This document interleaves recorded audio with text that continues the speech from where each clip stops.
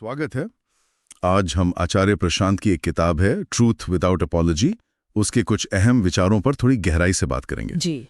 ये किताब मतलब सीधी बात करती है। आत्मधोखा, डर, रिश्ते, जिंदगी का मकसद, इन सब मुश्किल सवालों से सीधे टकराती है। हाँ, और इसका अंदाज थोड़ा अलग है। ये तसल्ली देने वाली किताब नहीं है। बिल्कुल नहीं, ये तो उकसाती है कि भाई सच्चाई देखो, उसका सामना करो। जी। तो आज कोशिश ये रहेगी कि इस गहरे पाठ से कुछ जरूरी बातें निकालें, समझें कि कैसे हमारी मान्यताएं, हमारी इच्छाएं, डर, ये सब हमें कैसे जकड़ लेते हैं और कैसे शायद साफ सोच और ईमानदारी हमें इनसे आजाद कर सकती है। हाँ, और ये ध्यान रखना होगा कि ये कोई नरम सा बुलावा नहीं है। नहीं, बिल्कुल नहीं। ये तो सीधी टक्कर है। मन कैसे काम करता है, हम खुद को ही कैसे धोखा दे देते हैं, ये सब परते खुलती है किताब, बिना किसी लाग लपेट के। सही कहा। ये पढ़ने वाले को एक तरह से मजबूर करती है कि वो ईमानदारी से अपने अंदर देखे, बिना किसी बहाने के। तो चलिए शुरू करते हैं। एक बड़ा विचार है इसमें कि हम अक्सर खुद को वैसे देखते हैं जैसे दुनिया हमें देखती है। हाँ, ये पहले अध्याय में ही आता है। मतलब दुनिया की राय ही हमारी पहचान बन जाती है, और जब ऐसा होता है तो हम एक तरह से उसके गुलाम हो जाते हैं। बिल्कुल। दूसरों से तारीफ चाहिए, मान्यता चाहिए, और इसी चाहत से कहीं ना कहीं डर पैदा होता है। ये निर्भरता। हाँ, और किताब इसे सिर्फ एक कमजोरी नहीं कहती, वो इसे एक बीमारी की तरह देखती है। बीमारी? अच्छा। जी। और इसी से फिर वो दिखावे की होड़ शुरू होती है। जैसे लोग अपनी गाड़ियां दिखाते हैं, घर दिखाते हैं, अपने साथी। ये सब क्या है? ये बाहरी दुनिया से मान्यता पाने का एक अंतिम बाजार जैसा है, जो असल में अंदर की गहरी असुरक्षा को ही दिखाता है, उसे छुपाता है। ये तो सोचने वाली बात है। तो फिर रास्ता क्या है? खुद को असल में कैसे जाने? किताब कहती है बड़ी बड़ी फिलॉसफी की बातें बाद में, पहले खुद को देखना शुरू करो। आत्म अवलोकन। कैसे? मतलब क्या देखें? देखें कि हमारा समय कहाँ जा रहा है, दिमाग में असल में क्या घूमता रहता है दिन भर, पैसा कहाँ खर्च हो रहा है। अच्छा। दिल असल में क्या चाहता है, हम किन चीजों से कतराते हैं, भागते हैं, ये सब देखना होगा। और यहाँ एक बहुत तीखी बात सामने आती है। क्या? कि हम वो नहीं हैं जो हम कहते हैं कि हम हैं या बनना चाहते हैं। तो फिर हम क्या हैं? हम वो हैं जैसे हम असल में जीते हैं। हमारे रोजमर्रा के पैटर्न, हमारी आदतें, हमारे काम, वो हमारी असली पहचान है, हमारे दावे नहीं। ये तो कठोर है। हाँ, और इसी तरह आत्मप्रेम, खुद से प्यार करने का मतलब खुद को झूठी तसल्ली देना नहीं है। तो क्या है? अपने प्रति निर्मम रूप से सच्चा होना, बिल्कुल ईमानदार, चाहे दुनिया तारीफ करे या बुराई करे, अपनी कीमत उनसे तय ना होने देना। शायद यही असली आत्मप्रेम है। निर्मम सच्चाई, ये थोड़ी चुभती है पर शायद जरूरी भी है। बिल्कुल। और इसी से जुड़ा है डर का मुद्दा। किताब डर को कमजोरी नहीं मानती। नहीं, वो इसे एक संदेश की तरह देखती है, जैसे कोई अंदरूनी अलार्म बज रहा हो। अलार्म? किस बात का? हाँ, ये नजरिया काफी अलग है।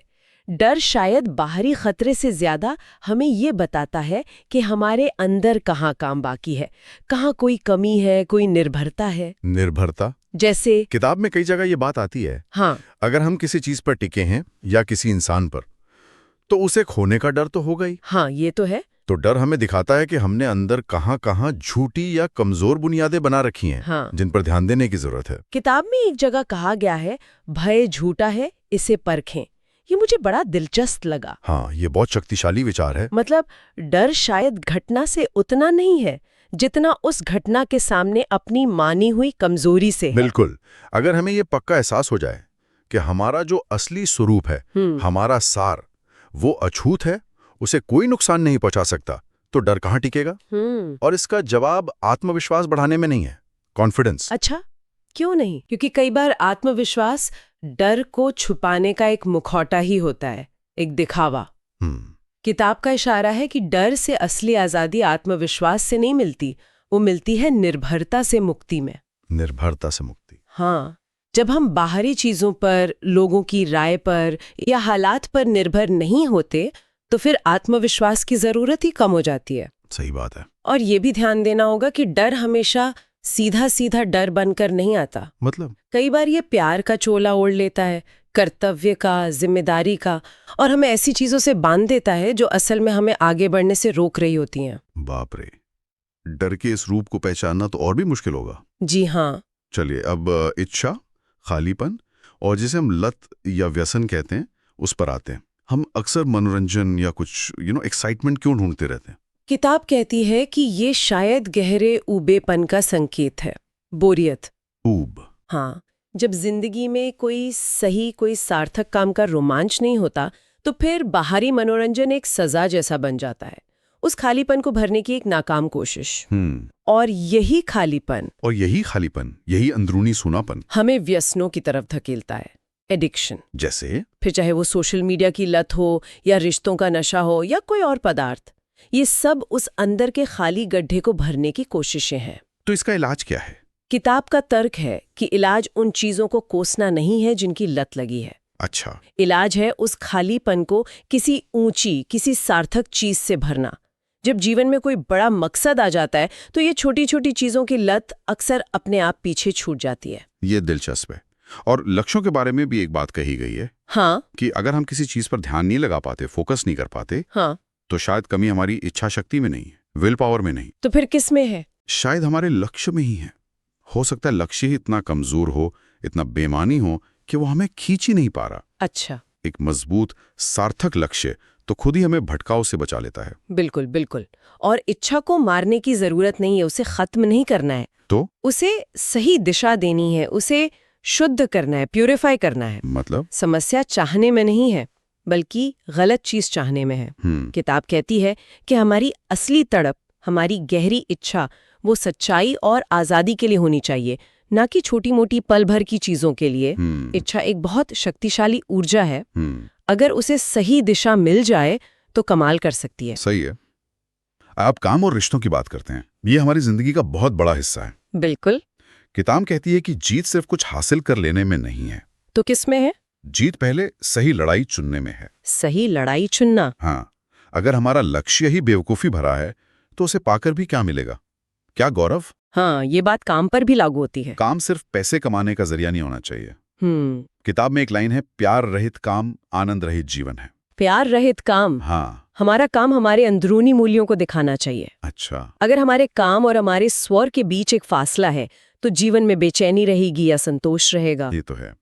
काम जीवन का इतना बड़ा हिस्सा है, अगर वही हमारे मूल्यों से मेल नहीं खाता तो खुशी कहाँ से आएगी?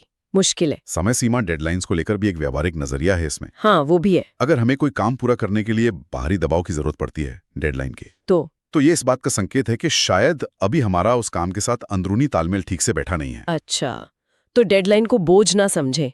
हाँ, उसे बोझ समझने की बजाय अनुशासन और सीखने का एक मौका समझा जा सकता है।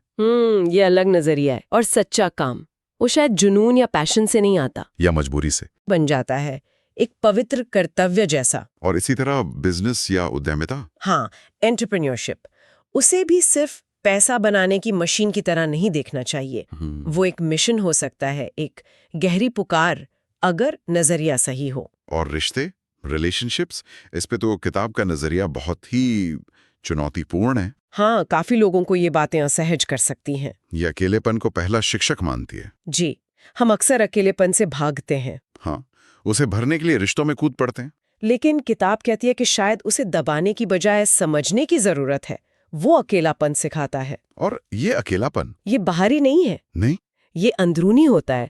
हमारे अपने विचारों की भीड़, इच्छाओं की, तुलनाओं की, हम लोगों के बीच होकर भी अंदर से अकेले और भरे हुए हो सकते हैं। और रिश्ते अक्सर इसी अंदरूनी खालीपन या शोर को कम करने का एक तरीका बन जाते हैं, बस।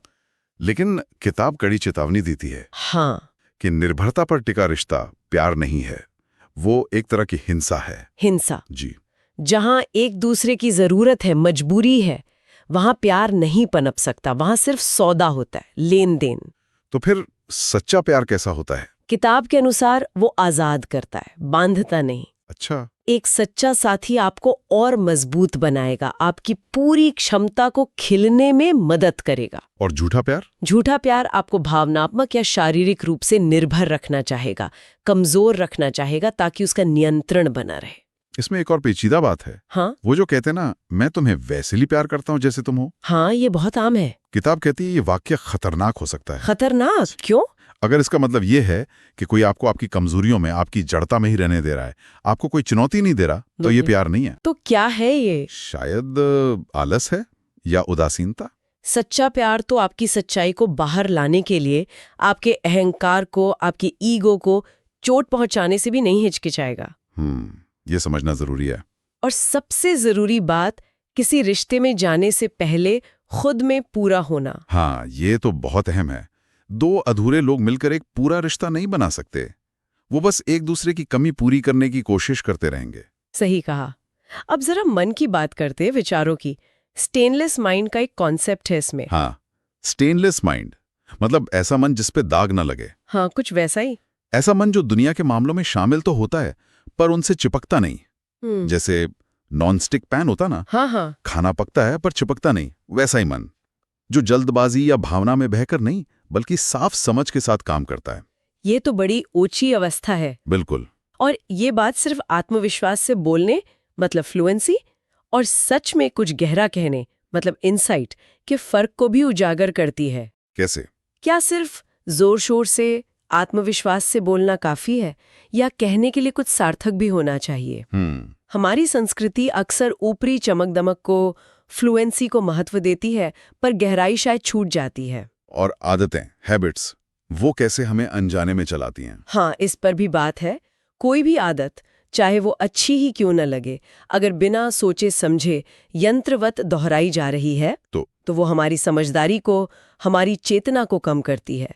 आदत का मतलब ही है बिना जागे काम करना, मशीन की तरह। इसी तरह बाहरी प्रेरणा, मोटिवेशन, उसकी भी अपनी सीमाएं हैं। क्या सीमाएं हैं? वो ज्यादा देर टिकती नहीं।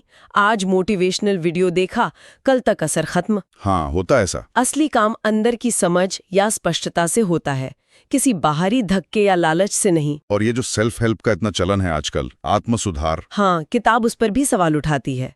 कहती है कि वो भी कई बार अहंकार को बचाने का ही एक तरीका बन जाता है। बचाने का तरीका? हाँ, बजाय उसे समझने और उससे मुक्त होने के, हम उसे और चमकाने में लग जाते हैं। सच्ची मदद बाहरी नुस्खों में नहीं है, वो गहरे आत्मनिरीक्षण में है, खुद को देखने में है।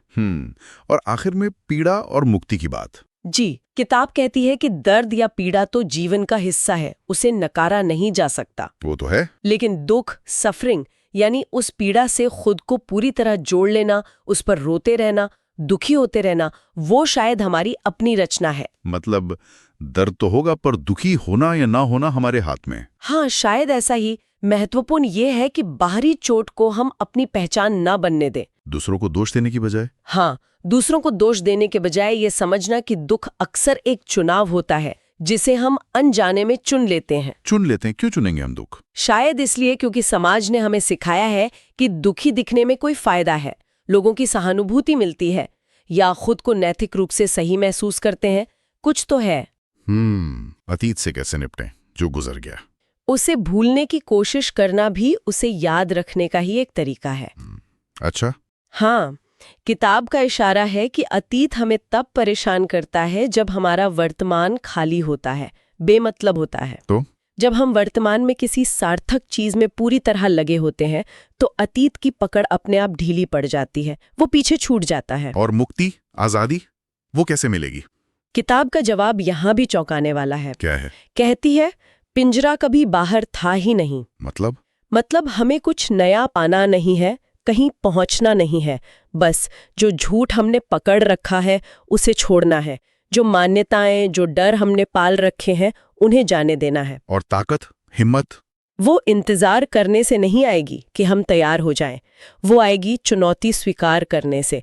जब हम छलांग लगाते हैं डर के बावजूद, हाँ, तभी पता चलता है कि हम खाली नहीं थे, शक्ति हमेशा से भीतर ही थी, बस उसे जगाने की जरूरत थी, उस पर भरोसा करने की जरूरत थी। तो आचार्य प्रशांत की ट्रूथ विदाउट अपॉलॉजी के इन विचारों से गुजरते हुए ये तो साफ लगता है कि ये रास्ता आसान नहीं है। बिल्कुल नहीं। खुद को जानने का, निर्मम ईमानदारी का, मुश्किल सच्चाइयों का सामना करने का रास्ता, ये आराम नहीं देता, ये चुनौती देता है। हाँ, लेकिन शायद यही रास्ता सच्ची आजादी की तरफ ले जाता है। शायद। और ये हमें याद दिलाता है कि हम बाहर से कितना भी ज्ञान इकट्ठा कर लें, कितनी भी किताबें पढ़ लें, अगर अंदर का अंधेरा वैसा ही बना रहता है तो सब बेकार है। असली शिक्षा वो है जो हमें अंदर से बदलती है। सही कहा, जो हमें दिखाती है कि हम असल में कौन हैं और हम कैसे जी रहे हैं। जी। और जाते जाते एक सवाल छोड़ जाते हैं सोचने के लिए। हाँ जरूर। क्या जीवन का एक सार्थक मकसद ऐसा लक्ष्य चुनना हो सकता है जिसे कभी पूरी तरह पाया ही ना जा सके? हम दिलचस्प। शायद मंजिल से ज्यादा जरूरी वो सफर ही हो, उस दिशा में चलते रहना। या फिर ये एहसास कि हर हाल में, हर पल चुनाव हमारा है। हाँ। हम कैसे प्रतिक्रिया करते हैं, हम किस चीज को अहमियत देते हैं, सब हमारा चुनाव है। ये सवाल हमें अपनी आजादी और अपनी जिम्मेदारी दोनों की गहराई का एहसास करा सकते हैं। बिल्कुल। सोचने के लिए बहुत कुछ है।